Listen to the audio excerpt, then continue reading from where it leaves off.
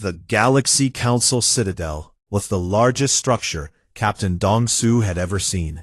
It floated in the darkness of space like a small moon made of glass and metal, spinning slowly around a pale white star that belonged to no one. Hundreds of ships from dozens of species were docked along its outer ring, each one larger and more advanced than anything the human fleet had in public service. Dong-Su stood at the observation window of the human diplomatic shuttle and stared at it all with a calm face, though his chest felt tight. He was 38 years old, tall for a Korean man, with short black hair and a scar running along his jaw from a training accident years ago. He had served in the United Terran Defense Force for 16 years, and had been to the Citadel 3 times before. Each visit had felt the same. The other species looked through humans like they were furniture, polite sometimes, curious occasionally, but never impressed, never worried. Humanity had only held a seat on the Galaxy Council for 12 standard cycles. In galactic terms, that was nothing. Most species on the Council had been members for centuries, some for thousands of years. Humans were the new ones, the quiet ones, the ones who arrived with basic ships, basic weapons, and basic shields, and sat politely in the back row while the older civilizations decided the shape of the galaxy. Dong-Su turned from the window as Lieutenant Bo-Ra approached. She was shorter than him, with sharp eyes and a no-nonsense expression that never seemed to leave her face. She handed him a datapad. "The council session starts in 2 hours," she said. "Ambassador Drawl of the Cathari Dominion has requested to speak first. That is not a good sign." Dong-Su took the pad and scrolled through the briefing. The Cathari were a reptilian species, large and aggressive, with thick scaled skin and a military culture that respected only strength. Over the past 2 months, they had been expanding into neutral space near the human border. 3 human outposts had gone silent. Supply ships had been raided. 17 people were missing. Earth had filed complaints through the proper channels, and each time, the complaints had been ignored. "Admiral Tejo wants us to push for a formal grievance today," Bo-Ra added. "He wants the council to intervene." Dong-Su nodded slowly. He knew what would happen. He had seen it before. The council would listen. They would nod. And then they would do nothing, because humanity did not have enough power to make them care. 2 hours later, Dong-Su stood at the back of the great council chamber. It was a circular room, enormous, with rising tiers of seats arranged in a half-dome shape. Each species had its own section, decorated with their colors and symbols. The Cathari section was draped in dark red banners.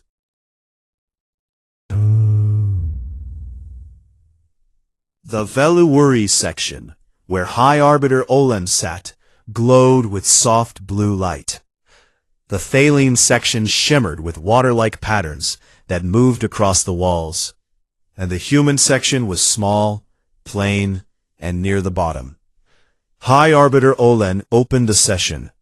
He was tall, nearly 3 meters, with a thin insectoid body covered in pale gray chitin. His forearms moved gracefully as he spoke, and his voice was translated into a dozen languages through the chamber's systems. He welcomed the delegates, reviewed old business, and then turned the floor over to the Cathari. Ambassador Drawl rose. He was massive, even for a Cathari. His scales were dark green, his eyes yellow and narrow, and when he spoke, his voice was deep and rough like stones grinding together. He did not waste time. He told the council that the Cathari Dominion had a historical claim to the contested sectors near the human border. He said the Cathari were simply reclaiming what was theirs. He said that any human presence in those areas was an illegal occupation. Dong-Su felt his hands tighten into fists at his sides. The human representative, a civilian diplomat named Dr. Yuna's colleague, stood to respond. He presented the evidence calmly. The coordinates, the attack logs, the missing colonists. He asked the council to enforce its own neutrality laws and to order the Cathari to withdraw. Draw laughed. It was not a quiet laugh. It echoed through the chamber, and several other delegations shifted uncomfortably. He looked at the human section and spoke slowly, making sure every word was clear. The humans have a small fleet, small guns, small shields. They sit in their small corner of the galaxy and pretend they belong here. If they cannot defend their own borders, that is not our problem. It is natural law. The weak do not hold territory. They never have. Dongsu's jaw clenched. He looked up at Councillor Fea, the Thaline representative. She was an aquatic species, her skin a soft blue-green, and she watched the proceedings with large, kind eyes.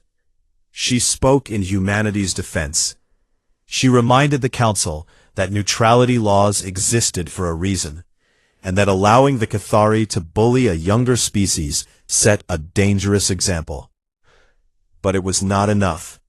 When the vote came, it was quick and decisive. The council would not intervene. The Cathari expansion would be treated as a bilateral dispute, and humanity was advised to resolve it through direct negotiation. Direct negotiation. With a species that had already attacked their colonies. Dongsu walked out of the chamber in silence. Bo-Ra followed him, equally quiet. They returned to the human ship and sealed the door behind them. Dongsu sat in the command chair and stared at the far wall for a long moment. Then he opened a secure channel to Earth. Admiral Taeho's face appeared on the screen. He was in his 60s, with gray hair cut close to his scalp, and eyes that had seen decades of service. He listened as Dongsu gave his report. The refusal, the mockery, the vote. When Dongsu finished, there was a silence that lasted 5 full seconds. Then Taeho spoke. His voice was low and steady, and there was something in it that Dongsu had never heard before. It was not anger, it was certainty. Then it is time, Taeho said. Authorize Aegis. The channel closed. Dongsu sat back in his chair. He did not know the full details of Project Aegis. Almost no one did. But he knew one thing. The galaxy had decided that humanity was not worth protecting, and now humanity was going to show them why it had never needed their protection in the first place. Deep beneath the surface of Earth's moon, in a place that did not appear on any map or any public record, there was a facility called Chandra Deep Labs. It was buried under 300 meters of lunar rock, shielded by layers of signal-blocking material so thick that even the most advanced alien scanners would see nothing but dead stone. The facility had no windows. It had no signs. It had only one way in and one way out, and that entrance was hidden inside a mining operation that the rest of the galaxy believed was just a slow, boring human attempt at resource collection. Dr. Yuna had not seen sunlight in 4 months.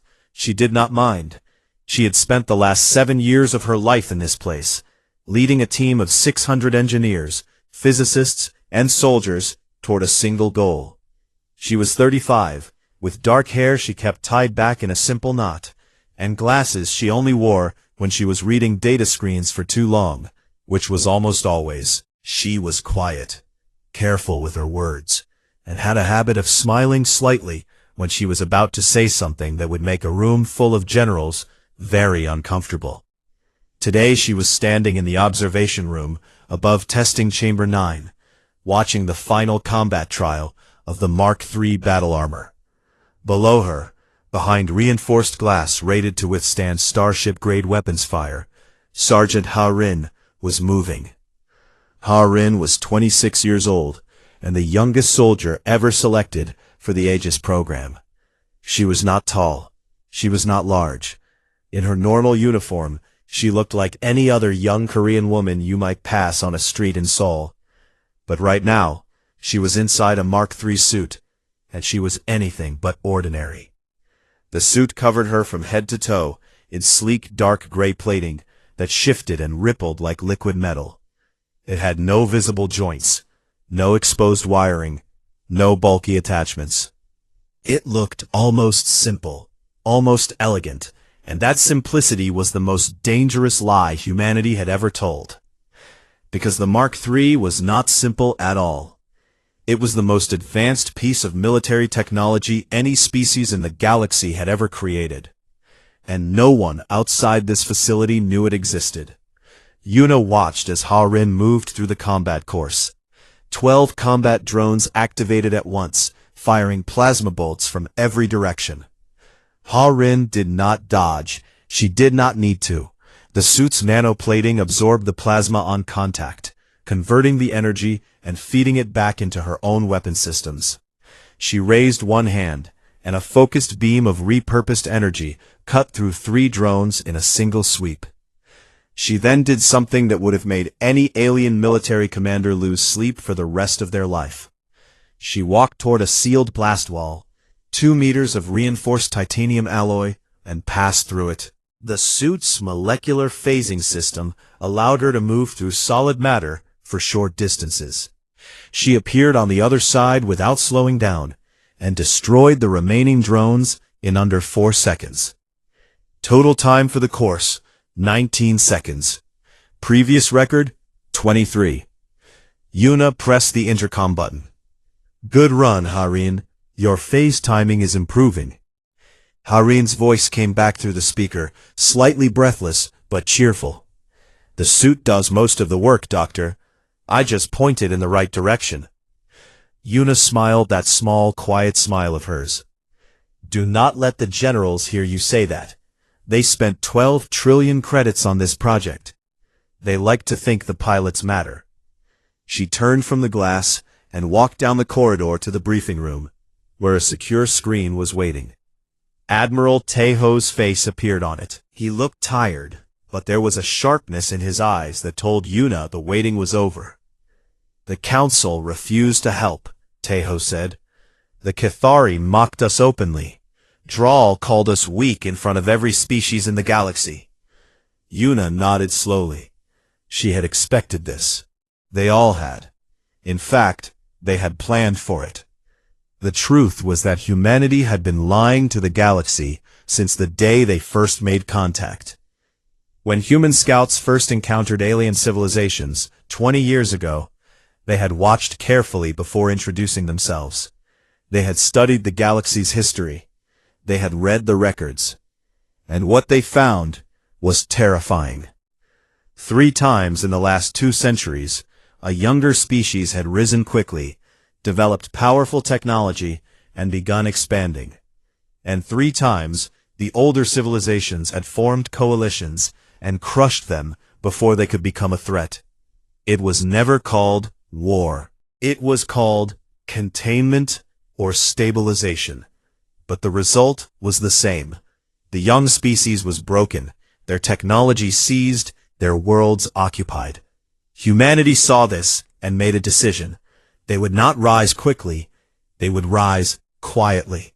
Their public technology, the Mark I exoskeleton, was deliberately unremarkable. Good enough to justify a seat at the table, poor enough to make everyone ignore them. Behind that mask, in places like Chandra Deep Labs, a real work continued in silence. The Mark I was a basic powered frame, useful for heavy lifting, mildly helpful in combat. Every species in the galaxy had something similar. The Mark II was better. Integrated weapons, enhanced mobility, stronger shields. It existed in classified Terran files, but it had never been shown to anyone outside High Command. The Mark III was something else entirely. It was a weapon system wrapped around a human being, connected directly to the pilot's nervous system through a neural link so fast that thought and action happened at the same time. The suit's AI predicted enemy movements before they happened. Its dimensional fold shielding could stop anything short of a planetary bombardment cannon. And every single suit had its own miniature warp drive, allowing the pilot to jump through fold space across short distances instantly. One Mark III pilot had the combat output of a Cathari gunship. 12 of them could take a space station. And humanity had 400,000 of them, hidden in facilities across the solar system, waiting. Taeho looked at Yuna through the screen. I'm sending 1 platoon to the Citadel. 12 units. They will arrive as an honor guard for our delegation at the next session. Yuna raised an eyebrow. Just 12? 12 is enough to make the point, Taeho said. We are not starting a war, Doctor. We are ending a conversation. After the call ended, Yuna walked back to the observation room. Harin was out of her suit now, sitting on a bench in the changing area, drinking water. She looked up when Yuna entered. We are deploying, Yuna said simply. Harin set down her water. Her expression changed. The cheerfulness was still there, but underneath it, something harder appeared. Something patient and ready. It is about time, Harin said quietly. Yuna leaned against the doorframe and looked at the Mark III suit standing in its rack, dark and still and waiting. She thought about all the years of secrecy, all the lies, all the times she had watched alien diplomats pat humanity on the head like children. They think we have been sitting in the corner, playing catch-up, she said softly. We have not been catching up. We have been waiting. 2 days passed at the Citadel, and the tension did not go away. It grew. Captain Dong-Su could feel it in the corridors, in the way other species looked at each other, in the way conversations went quiet when certain delegations walked past. Something was coming. He did not know what, but his instincts told him to stay sharp. The Cathari had not left after the council session. That was the first warning sign. Normally, after a vote, delegations returned to their homeworlds. But Ambassador Drawl stayed. His guards stayed. And then on the second day, Warlord Gasso arrived. Gasso came with a fleet, not a small one. 14 warships dropped out of faster-than-light travel in a perfect formation around the Citadel, each one bristling with weapons. They were long, angular ships with dark red hulls and sharp edges, built for one purpose and not bothering to hide it. The Citadel's traffic control objected, but Drawl calmly explained that it was a standard diplomatic escort. The Council allowed it because the Cathari were powerful, and powerful species were given room. Dong-Su stood at the window of the human ship and counted the warships. 14.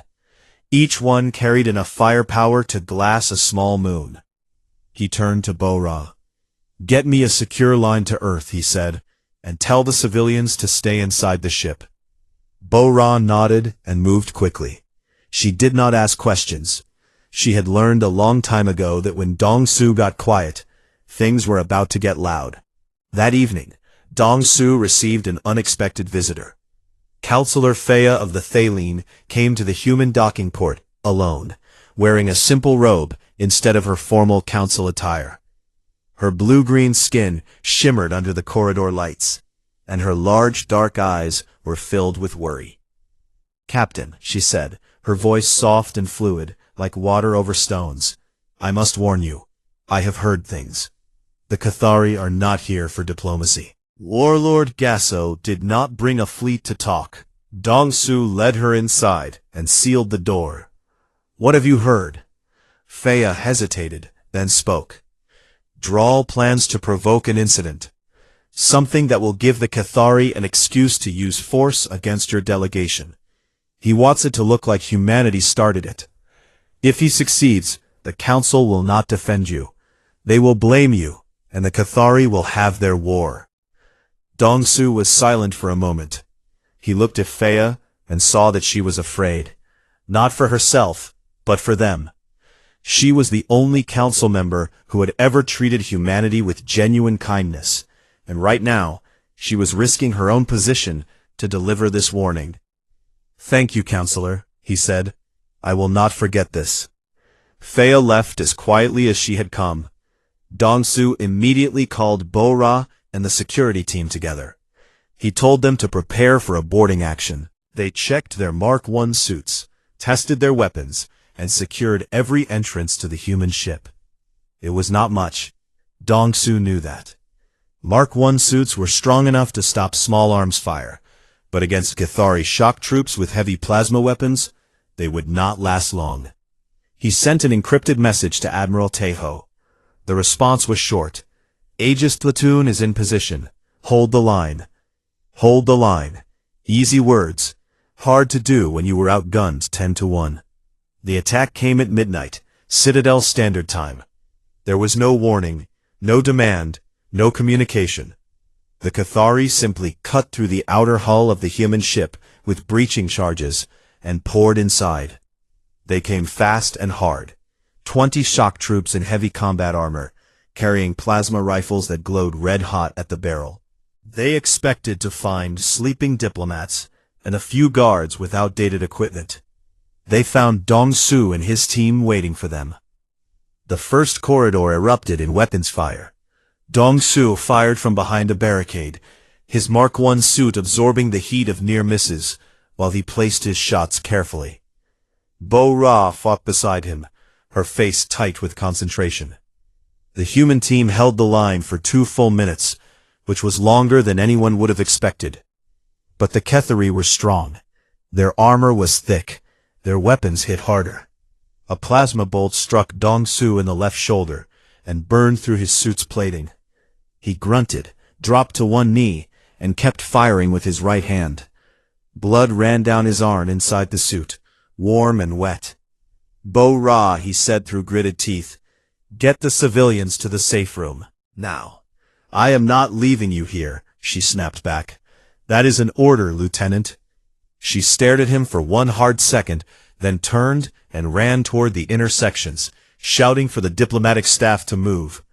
Dong Su and 4 remaining soldiers held the corridor. The Cathari pushed forward step by step. Their lead trooper, a massive soldier with gold markings on his helmet, kicked aside a fallen barricade and pointed his rifle at Dong Su's chest. Humans, the trooper said, his translated voice dripping with contempt. Always so fragile. Dong Su looked up at him. His shoulder was burning. His suit was cracked. He had maybe 10 seconds before the Cathari overwhelmed them completely. Then his earpiece crackled. Admiral Tejo's voice came through, calm as a still lake on a windless day. Aegis platoon inbound. Estimated arrival time is now. Dong Su blinked. Now? The lights in the corridor flickered. The air itself seemed to hum. A deep, low vibration that Dong Su felt in his bones more than he heard with his ears. The Cathari troops paused. Their instruments started giving readings that made no sense.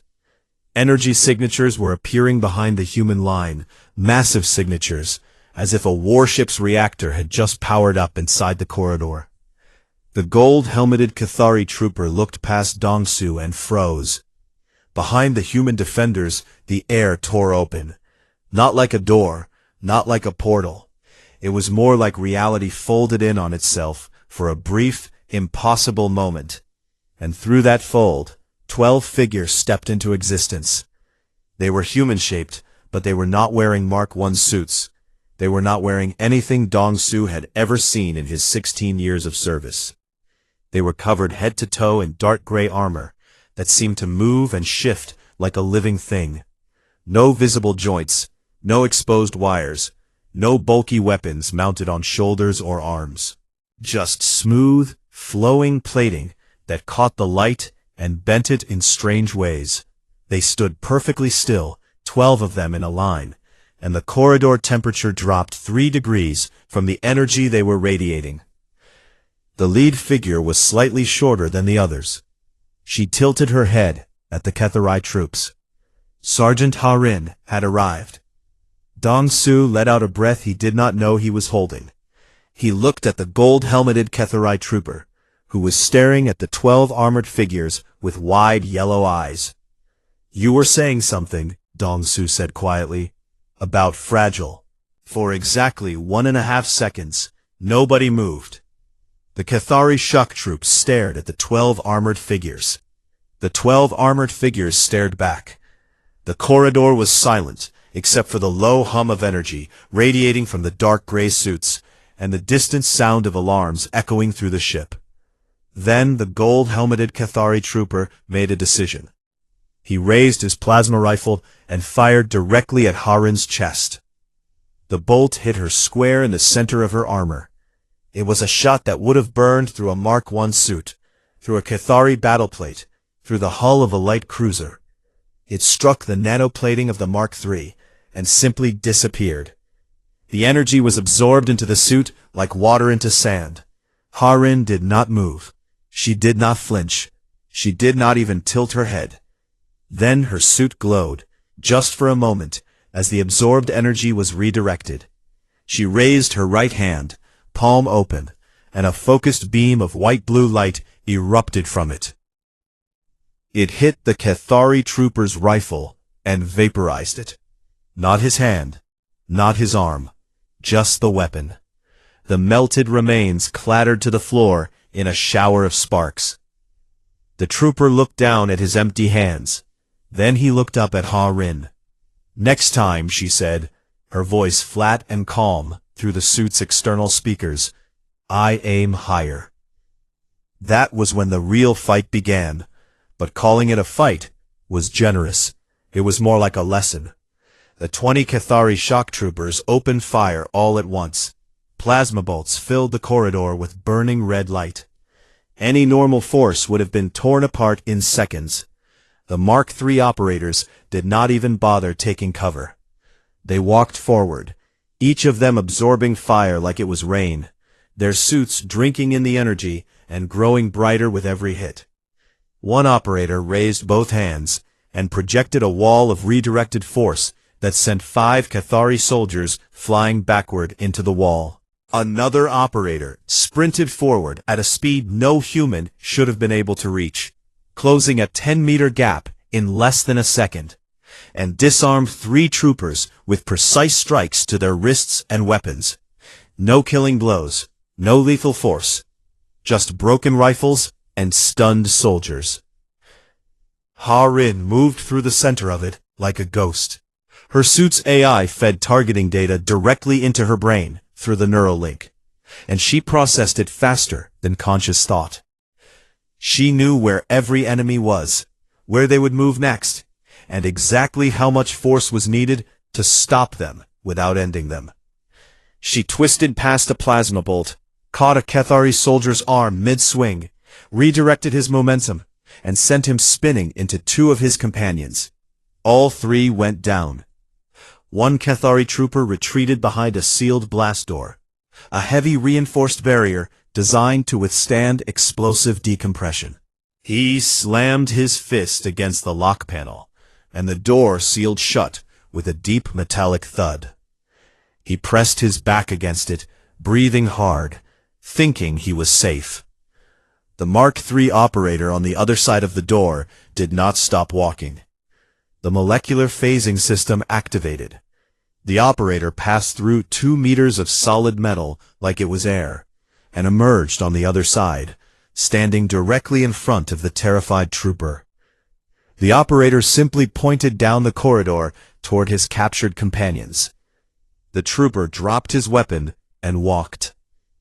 The entire engagement lasted 2 minutes and 47 seconds.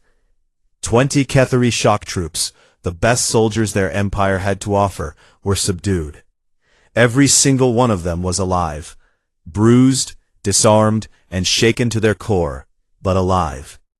Captain Dong-Su watched from the floor, where he sat with his back against the wall, a medic already working on his shoulder. Bo-Ra stood beside him, her eyes wide, her mouth slightly open. She had seen a lot of combat in her career. She had never seen anything like this. "What are those suits?" she whispered. Dong-Su shook his head slowly. "I do not think we are supposed to know." Outside the human ship, the situation was changing just as fast. Warlord Gasso sat in the command chair of his flagship, watching his tactical display with growing confusion. The boarding party has stopped responding. That was unexpected, but not alarming. What was alarming were the energy readings his sensors were picking up from inside the human vessel. 12 individual signatures, each one putting out more power than a Cathari destroyer's main reactor. That was impossible. Those were readings from a warship, not from people.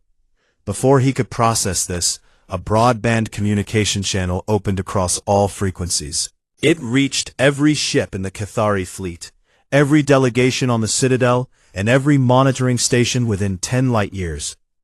Admiral Tejo's face appeared on every screen, calm, composed, and absolutely certain. "This is Admiral Tejo of the United Terran Defense Force," he said. "Approximately 3 minutes ago, Cathari shock troops conducted an unprovoked boarding action against a human diplomatic vessel under Council protection. That action has been stopped. All Cathari personnel are alive and in our custody." He paused. Let the silence do its work. "I am now informing the Galaxy Council and the Cathari Dominion that the technology you have just witnessed is designated Mark III battle armor. It is not a prototype. It is not experimental. The Terran Defense Force currently maintains 400,000 combat-ready Mark III units across our territory. Our fleet has been retrofitted with equivalent systems. Across the Citadel, in every delegation chamber, there was silence. Complete, absolute silence. Species that had barely noticed humanity for 12 years were now staring at their screens with expressions that ranged from shock to fear to something that might have been admiration. Gasso gripped the arms of his chair. His tactical officer turned to him with a pale face.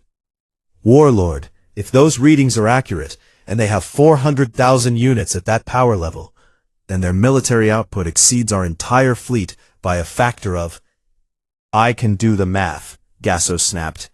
Tejo continued speaking. "We are offering the Cathari Dominion one opportunity to withdraw their fleet from Citadel space and return to their own territory. This offer will not be repeated." Gasso's jaw tightened. He was a warrior. He had never retreated from anything in his life. His pride screamed at him to fight, to test these humans, to call their bluff.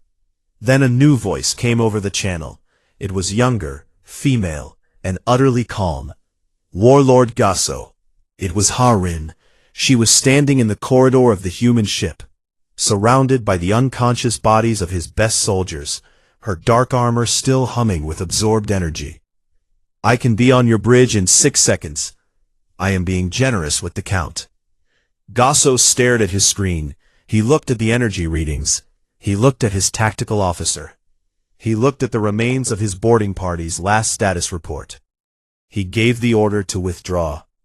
14 Cathari warships powered up their engines, turned away from the Citadel, and jumped to faster-than-light speed. In 30 seconds they were gone. The space around the Citadel was empty and quiet. On the human ship, Harin lowered her hand from the communication panel. She looked at Dong Su, who was watching her from across the corridor, with his shoulder half-bandaged and something close to wonder on his face. 6 seconds? He asked. Harin shrugged inside her suit.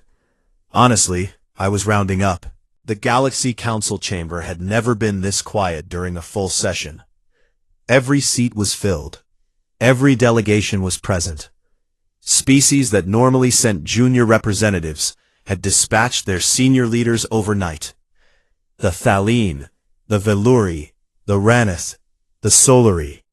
Dozens of civilizations that had treated humanity like background noise for 12 years were now sitting in their seats, watching the human section with an attention that bordered on fear. Captain Dongsu stood at the speaker's platform in the center of the chamber. His left arm was in a medical sling, the shoulder wound cleaned and sealed, but still aching beneath the bandage. He wore his dress uniform, simple dark blue, with the Terran Defense Force emblem on the chest, and he stood straight, despite the pain. Bo-Ra was behind him, along with 2 members of the diplomatic team. They had no guards with them. They did not need any. High Arbiter Olen opened the session. His forearms were folded tightly against his thin body, and his compound eyes moved across the chamber with unusual restlessness. He was nervous. Dong-Su could tell. An insectoid species that had run the council for 3 centuries was nervous because of what 12 humans in gray armor had done in less than 3 minutes. The Council recognizes the delegation from Earth, Olen said. His translated voice was formal, controlled, but there was a tightness in it that had not been there 2 days ago. Captain Dong-Su, the Council requires a full explanation of the military technology deployed during last night's incident. We also require an explanation for why this technology was concealed from the Council and its member species.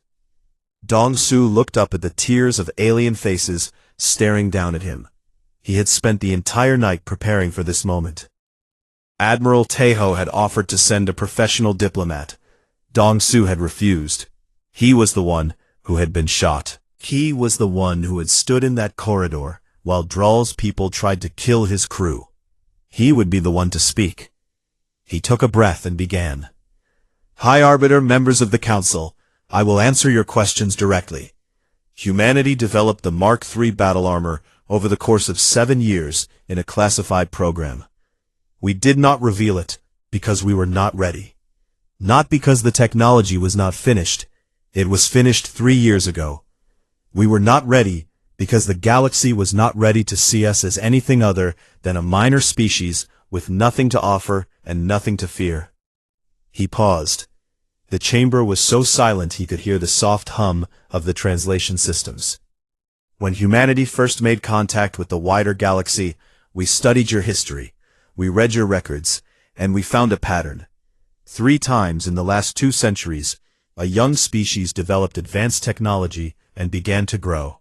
And 3 times, older civilizations formed coalitions and destroyed them. You called it containment. You called it stabilization. But we looked at the results, and we saw young worlds burned, young fleets broken, and young species forced into obedience. Not because they were a threat, but because they might become one. Ambassador Drall shifted in his seat. Several other delegations looked uncomfortable. We decided that we would not let that happen to us, Dong-Su continued. So we hid. We showed you our Mark I suits, which are simple and unimpressive. We kept our real work secret.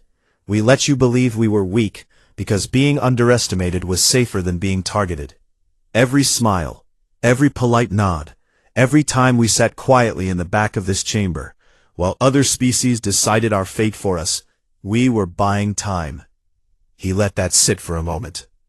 Last night, the Cathari Dominion attacked our diplomatic vessel without provocation. They tried to kill our people. And when we asked this council for help 2 days ago, you told us to solve it ourselves. His voice did not rise. He did not shout. He spoke like a man stating facts about the weather. So we solved it ourselves. He looked directly at Olen. You asked why we hid our technology. That is why. We hid it because the galaxy punishes species that grow too quickly. We hid it because we needed time to become strong enough that punishment was no longer possible. And we hid it because we wanted to choose when and how the galaxy learned what humanity is capable of. Last night, the Cathari made that choice for us. He straightened. I want this council to understand something clearly. In the engagement last night, 12 Mark III operators neutralized 20 Cathari shock troops in under 3 minutes. Every single Cathari soldier survived. We did not kill anyone. We chose not to. Not because we could not, but because we could afford not to. That is the difference between strength and cruelty. We know the difference. We hope the Cathari will learn it. The chamber remained silent. Then Counselor Fea stood. Her blue-green skin caught the light as she rose, and her voice was steady and warm. The Thaling delegation moves to formally elevate humanity's standing on the Galaxy Council to full strategic partner status. We further move to impose sanctions on the Cathari Dominion for their unprovoked attack on a diplomatic vessel. The vote was swift. It was not unanimous, but it was overwhelming. Species that had ignored humanity for years voted in favor. Not all of them did it out of admiration. Some did it out of fear. Some did it because they wanted to be on the right side of whatever came next. Humanity's seat on the council moved from the back row to the inner circle, and the Cathari Dominion received the harshest sanctions the council had issued in decades. Ambassador Drawl sat through the entire vote without speaking. When it was over, he stood, looked at Dong-Su with those narrow yellow eyes, and walked out of the chamber. He did not say a word. Dong-Su watched him go. Then he turned and walked back to the human section, where Bo-Ra was waiting. She looked at him with an expression he could not quite read. "That was a good speech," she said. "It was the truth," he replied. "That is all." Far away, on Earth's moon, Dr. Yuna watched the council broadcast on the main screen in Chandra Deep Labs. Her team had gathered around her, engineers and physicists and soldiers, all watching in silence as the vote results scrolled across the display. When the final count appeared, a quiet cheer went through the room. Someone else laughed with relief. Yuna did not cheer. She smiled, that small and knowing smile, and turned off the screen. Harin was sitting on a bench nearby, out of her armor, wearing a simple gray uniform. She had a bowl of instant noodles balanced on her knee, and was eating with chopsticks, watching Yuna with curious eyes. "Do you think they will ever actually trust us?" Harin asked between bites. Yuna thought about it. She thought about the way Olen's hands had trembled slightly when Dong-Su spoke. She thought about the way Feya had stood up for them, not once, but twice. She thought about the fear and the awe and the respect, all tangled together in the eyes of every species that had watched their broadcast. "No," Yuna said honestly, "but they will respect us, and for now, that is enough." Harin nodded and went back to her noodles. In his office at Terran Command on Earth, Admiral Taeho sat alone. The screens around him showed news feeds from across the galaxy. Every major network was running the story. The Citadel incident, the Mark III reveal, humanity's new status. Analysts from 100 species were debating what it meant, how it would change the balance of power, and what humanity would do next. Taeho ignored all of it. He opened a single classified file on his personal screen.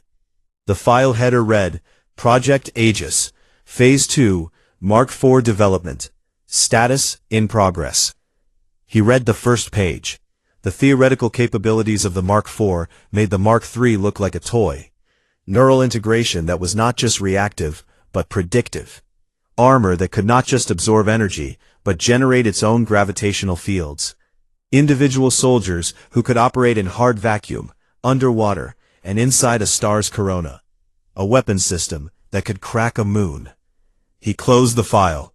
He leaned back in his chair. He looked out the window at the blue-green curve of Earth below, where 8 billion people were going about their lives, most of them unaware of what had just happened on their behalf. He allowed himself a small smile. Just a small one.